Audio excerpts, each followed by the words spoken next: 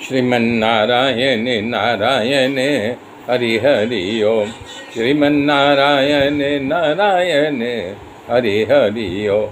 श्रीमन्नारायण नारायण हरि हरि ओम।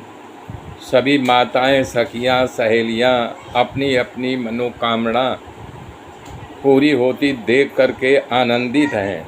श्री रामचंद्र जी का रूप, गुण, शील और स्वभाव को देखकर सुनकर राजा मन ही मन बहुत आनंदित हो रहे हैं। सभी के हृदय में एक ही अभिलाषा है। सभी शंकर भगवान को पूछ करके कह रहे हैं कि हे भगवान, अब युवराज पद श्री रामचंद्र जी को मिल जाए।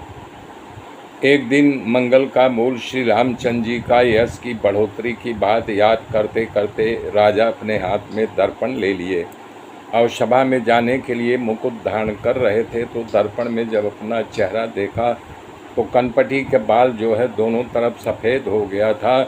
तब वो स्तब्ध रह गए, बोले ओह, हमारा जो है बुढ़ापा आ गया। ऐसा आते ही उनके मन में एक बात आया कि मेरी आत्मा जैसे आवाज़ आने लगी कि हे राजा दशरथ, अब तुम ये अपना मुकुट जो है श्री रामचंद्र जी को युवराज पद पर बैठा करके मुक्त हो जाओ, अपने जीवन को धन्य कर लो। ऐसा विचार आते ही तुरंत वो महल से निकलकर गुरु वशिष्ठ जी के पास जाते हैं और तुरंत उनको प्रणाम कर उनके चरणों में बैठ जाते हैं और उनसे कहते हैं, प्रेम से पुलकित होकर के वाणी बोलना शुरू किया कि गुरुदेव, कहीं भुआल सुनिए मुनि नायक, भले राम सब विधि सब लायक। ए सेवक सचिव सकल पुरवासी, जे हमरे हरि मित्र उदासी। राजा ने कहा, हे मुनिवर, कृपा करके मेरा ये निवेदन सुने। श्री रामचंद्र जी अब सभी प्रकार की लायकता उनके अंदर आ गई है। सेवक, मंत्री, हमारे सगे संबंधी, मित्र, शत्रु, सब का यही है उनके मन में कि अब युवराज पद पर जो है श्री राम जी को बैठाया जाए। राजा का सहज सरल प्रेम देकर के अति प्रसन्न होकर के कहा। तब नरेश को आज्ञा किया कि बताओ तुम्हारी क्या अभिलाषा है।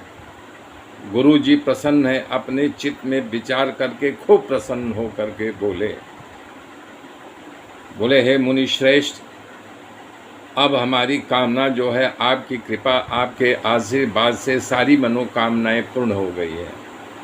गुरुदेव, मेरे जीते जी हमारी यही एक कामना शेष है और ये सब आनंददायक है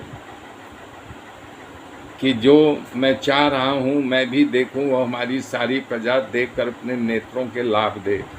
पता नहीं कब मेरा जीवन का अंत हो जाए। अंत होने से पहले मैं श्री रामचंद्र जी को राज्याभिषेक करना चाहता हूँ। इसके लिए यदि आप आज्ञा करें तो मैं उसकी तैयारी करूँ। यही आशीर्वाद लेने आपके शरण और चरण में आया हूँ। उनकी बात सुन करके गुरु वशिष्ठ बहुत प्रसन्न हो गए।